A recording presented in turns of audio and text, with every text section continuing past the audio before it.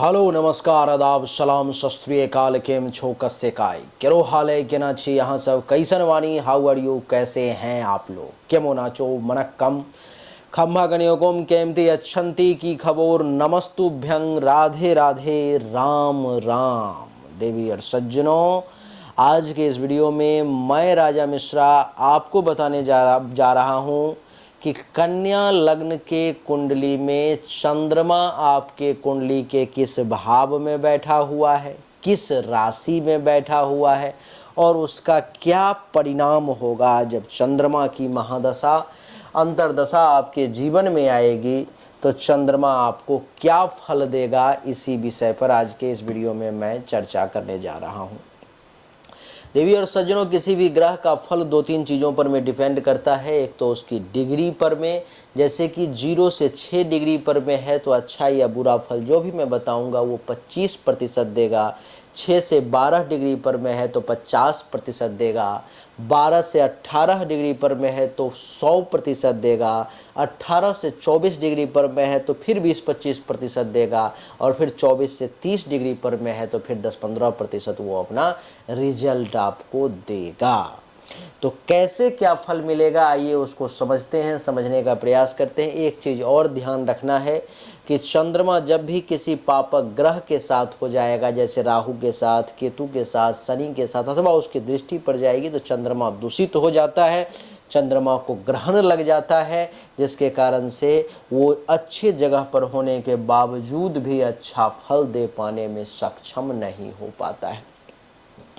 आइए सबसे पहले समझते हैं। अच्छा, ये कन्या लग्न की कुंडली इसलिए है क्योंकि यहाँ पर में 6 लिखा हुआ है। प्रथम भाव में अब जब 6 लिखा रहे तो वो कन्या लग्न की कुंडली होती है। देवी और सज्जनों, आइए समझते हैं, समझने का प्रयास करते हैं। अगर आपके कुंडली के प्रथम भाव में यानी कि इस जगह पर में प्रथम भाव में अगर चंद्रमा बैठा हुआ है आपके कुंडली के, तो महर्षि कहते हैं कि प्रथम भाव में, जबकि इस कुंडली में चंद्रमा एक मारक ग्रह है, चंद्रमा को दिया गया है घर कुंडली का एकादश भाव का। एकादश भाव ऐसे लाभ का भी होता है, बड़े भाई बहन का भी होता है, लेकिन छोटी मोटी बीमारियों का भी भाव एकादश होता है। चंद्रमा जो है बुध का अति शत्रु ग्रह माना जाता है। चंद्रमा के साथ जो है सो बुध की संबंध अच्छे नहीं हैं, जिसके कारण से चंद्रमा इस कुंडली में एक मारक ग्रह है। कुंडली के प्रथम भाव में चंद्रमा के बैठने के कारण महर्षि कहते हैं कि जब चंद्रमा कुंडली के प्रथम भाव में हो तो वह मनुष्य तन मन से प्रसन्नता पूर्वक लाभ लेने वाला होता है। यानी कि प्रथम भाव में है तो आपको तन मन से लाभ भी मिलेगा और सुंदर चेहरा और शांत स्वभाव आपका दिखाई देगा। कहते हैं कि सुंदर स्वभाव वाली स्त्री भी आपको मिलेगी, रोजगार से खूब लाभ मिलेगा, भोग सुख प्राप्त करने का अवसर भी आपको प्राप्त होगा, प्रसन्न रहने वाला और स्त्री स्थान में खूब मन लगने वाला, वह ससुराल से लाभ पाने वाला तथा आमदनी और दैनिक रोजगार का खूब ख्याल रखने वाला और बड़े बड़े सुंदर व दिव्य पदार्थ प्राप्त करने वाला और बड़े ऊंचे मन वाला और तेजवान, नामवर तथा विशेष भोग विलास चाहने वाला वह व्यक्ति हो जाता है। यानी कि चंद्रमा का जब जब समय आएगा तो प्रथम भाव में अगर आपके कुंडली में चंद्रमा बैठा हुआ है, चंद्रमा की महादशा हो, अंतर्दशा हो, तो ये जो हमने फल बताया आपको वही फल आपको मिलेगा। कितनी शक्ति से मिलेगा ये डिग्री पर में डिपेंड करेगा। वैसे प्रथम भाव में बैठने के कारण आपको मानसिक तौर पर में कुछ अशांति भी देगा, दिमागी तौर पे कुछ परेशानी भी आपको परेशान करेगी, इसका विशेष ध्यान रखें आप। चंद्रमा अगर आपके कुंडली के दूसरे भाव में तुला राशि में है, महर्षि कहते हैं कि दूसरे भाव में तुला राशि में अगर आपका चंद्रमा हो तो कहते हैं कि वह मनुष्य बहुत धन कमाने वाला होता है तथा धन संचय करने वाला तथा बड़ा कुटुंब वाला और जीवन के समय में बड़ा लाभ का आनंद अनुभव करने वाला होता है तथा अच्छी आयु भी उसे मिलती है और पुरातत्व विभाग से भी उसको अच्छा लाभ मिलता है। सदैव धन संचय में आपका मन लगा रहेगा और गूढ़ युक्तियों से बहुत ज़्यादा फायदा आप प्राप्त करेंगे तथा बहुत ही इज्जतदार और सफ़ेद वस्तु से आप विशेष लाभ ले पाएंगे और मनोयोग की शक्ति के द्वारा धन की वृद्धि करने में भी आप सफल हो पाएंगे और अमीर भी बनेंगे। लेकिन मारक ग्रह है तो कुछ निगेटिव पॉइंट भी है इसका, जैसे कि दूसरे भाव में अगर चंद्रमा बैठा हुआ है तो परिवार में टेंशन तनाव की स्थिति को उत्पन्न करेगा, वाणी में दोष की स्थिति आ जाएगी, पैसा जमा करने का प्रयास करेंगे फिर भी बहुत अच्छे तरीके से नहीं कर पाएंगे। सप्तम दृष्टि अष्टम भाव पर में है तो सब काम तो होगा लेकिन अनेक प्रकार के रुकावट बाधाओं का सामना करना पड़ेगा, तब जा कर के कोई भी काम हो पाएगा। चंद्रमा अगर आपके कुंडली के तीसरे भाव में बैठा हुआ है वृश्चिक राशि में, वृश्चिक राशि का चंद्रमा देवी और सज्जनों नीच का हो जाता है। इसका क्या फल कहते हैं महर्षि? महर्षि कहते हैं कि जिस व्यक्ति का वृश्चिक का चंद्र लग्न से तीसरे स्थान में हो वह मनुष्य मनोयोग के कठिन परिश्रम के द्वारा सामान्य लाभ प्राप्त करने वाला होता है, यानी कि बहुत भयंकर परिश्रम और लाभ छोटा सा मिलेगा। और इस कठिनाई के कर्म मार्ग से भाग्यवान समझा जाने वाला, बहुत परिश्रम से आप कुछ प्राप्त करेंगे लेकिन लोग आपको भाग्यवान मानेंगे तथा धर्म और ईश्वर में भी आपका श्रद्धा रहेगा। भाई के पक्ष में कमी या कलेश का योग जो है सो चंद्रमा तीसरे भाव में बैठ करके बनाएगा। मानसिक परिश्रम के द्वारा विचारों में कुछ अशांति के योग भी आपके लिए बनेंगे और पुरुषार्थ में भी कुछ कमी के योग आपके लिए नजर आएंगे। कुछ परतंत्रता युक्त जो है सो भी आप काम कर सकते हैं और हिम्मत के अंदर कमजोरी रखने वाला तथा लाभ प्राप्ति करने के लिए कुछ अनुचित कार्य करने वाला भी वो व्यक्ति होता है। कुछ छोटे विचारों के द्वारा छोटी चाल चलने वाला बल और ताकत के स्थान पर कुछ छिपाव और कमजोरी से काम निकलवाने वाला और चिंतित मन वाला होता है, ऐसा महर्षि भृगु का कहना है। मैं इसमें कुछ और ऐड करना चाहूँगा क्योंकि नीच का चंद्रमा है, कुंडली के तीसरे भाव में है, तो मैं ये ऐड करता हूँ आपको कि भाई बहन के साथ संबंध अच्छा नहीं रहेगा, खराब करेगा। गुप्त शत्रु ज़्यादा इस समय में परेशान करेंगे और जूनियर्स के साथ भी संबंध में परेशानी होगी। पराक्रम में कुछ कमी देखने को मिलेगा और सप्तम दृष्टि उच्च की नवम भाव पे है तो धर्म कर्म का जरूर पालन करेंगे। ससुराल से भी कुछ अच्छा खासा लाभ आपको जरूर मिल जाएगा, ये मैंने ऐड किया है। अगर चंद्रमा आपके कुंडली के चौथे भाव में हो धनु राशि में तो पहले सुन ले कि महर्षि भृगु क्या कहते हैं।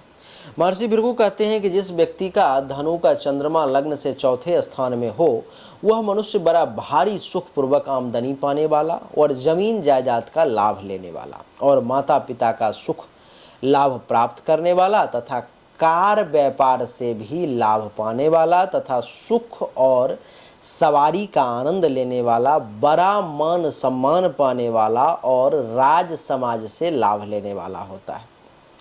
मगन रहने वाला और सुंदर कर्म करने वाला और सुंदर सुंदर पदार्थ वस्त्र आभूषण आदि पाने वाला, वह मातृ स्थान से खूब सुख प्राप्त करने वाला और मनोयोग की ताकत से सुख प्राप्ति के अनेक साधन पाने वाला होता है। ये महर्षि भृगु का कहना है। मैं इसमें थोड़ा सा इससे विपरीत हूँ, मैं आपको इससे थोड़ा अलग फल बताऊंगा। मेरा जो अनुभव है, मेरा अनुभव ये कहता है कि चौथा में अगर चंद्रमा है तो माता को हेल्थ वाइज इशू रहेगी, माता से दूरी बन जाएगा। जमीन मकान गाड़ी की प्राप्ति का महर्षि भृगु बता रहे हैं। मैं ये बता रहा हूँ कि जमीन मकान गाड़ी के रिगार्डिंग बहुत सारी टेंशन तनाव का सामना करना पड़ेगा। और सप्तम दृष्टि दशम भाव पर में है तो इज्जत प्रतिष्ठा मान सम्मान में भी कमी आएगी।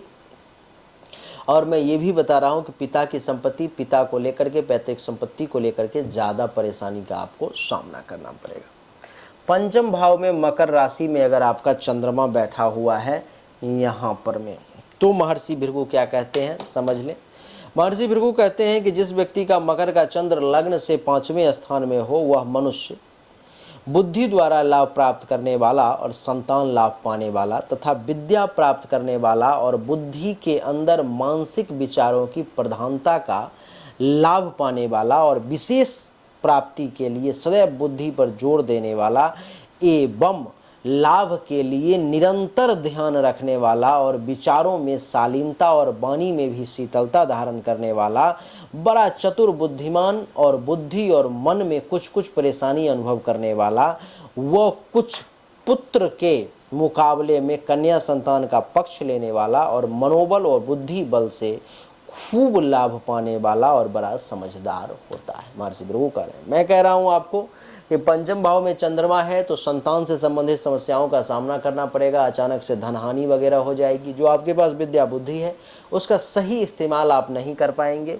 पेट से संबंधित कुछ समस्याओं का सामना करना पड़ेगा। सप्तम दृष्टि एकादश भाव पर में है तो लाभ लेने में, वैसे अपने घर पर में है तो लाभ लेने में परेशानी होगी, लेकिन लाभ मिलेगा, उपलब्धि की प्राप्ति होगी, मनोकामना की पूर्ति होगी, सीनियर्स का कुछ सपोर्ट भी मिलेगा, इच्छा पूर्ति होगी, लेकिन परेशानी के साथ होगी। अगर चंद्रमा आपके कुंडली के छठे भाव में है, जिस किसी भी व्यक्ति के कुंडली के छठे भाव में चंद्रमा हो वो पता कर ले कि जन्म से 8 वर्ष के अंदर में उसको किसी भयंकर संकट का सामना करना पड़ा होगा, जिसमें ऐसा लगा होगा कि ज़िंदगी बचेगी कि नहीं, या तो आप भयंकर बीमार पड़ गए होंगे, चोट लग गया होगा, या एक्सीडेंट हो गया होगा, या कुछ ऐसी समस्या आ गई होगी जिससे आपके माता पिता बहुत ज़्यादा डर गए होंगे। चंद्रमा छठे भाव में है तो ये प्रभाव है। और क्या है छठे भाव में चंद्रमा के बैठने के कारण? दुश्मनों के द्वारा परेशानी, चिंता, हेल्थ वाइज इशू, कर्ज, केस मुकदमा, पेट से संबंधित परेशानी, अपयश, कलंक, शोक और दुख के भागी बनेंगे। और सप्तम दृष्टि 12वें भाव पर में है तो खर्चा ज़्यादा होगा, आंख से संबंधित समस्या का सामना करना पड़ेगा। और आपको बता दूं कि एकादश द्वादश भाव पर दृष्टि है तो हॉस्पिटल का खर्चा भी ये एक्टिवेट करेंगे, विदेश जाने का योग बनेगा। चंद्रमा अगर कुंडली के सप्तम भाव में है देवी और सज्जनों तो क्या होगा? आपको जीवन साथी तो बहुत सुंदर मिलेगी, बहुत चेहरा रूप रंग बहुत सुंदर होगा, लेकिन लड़ाई झगड़ा की स्थिति बनी रहेगी। चंद्रमा के महादशा अंतरदशा में टेंशन तनाव का योग बनेगा, काम वासना की अधिकता रहेगी, दैनिक रोजगार व्यवसाय आपका बढ़िया नहीं चलेगा, पद प्रतिष्ठा मान सम्मान में भी कुछ कमी आ जाएगी। और सप्तम दृष्टि प्रथम भाव पर में दिमागी तौर पर बहुत अशांति और बहुत ज़्यादा परेशानी आप महसूस करेंगे। चंद्रमा अगर कुंडली के अष्टम भाव में हो तो फिर वही बात कि जन्म से 8 वर्ष के अंदर में आपके ऊपर में किसी भयंकर परेशानी का साया आया होगा, और अब जब भी चंद्रमा का समय आएगा आपके ऊपर मृत्यु अथवा मृत्युल्य कष्ट का योग बनेगा। आत्महत्या वगैरह करने का विचार मन में जागृत हो सकता है।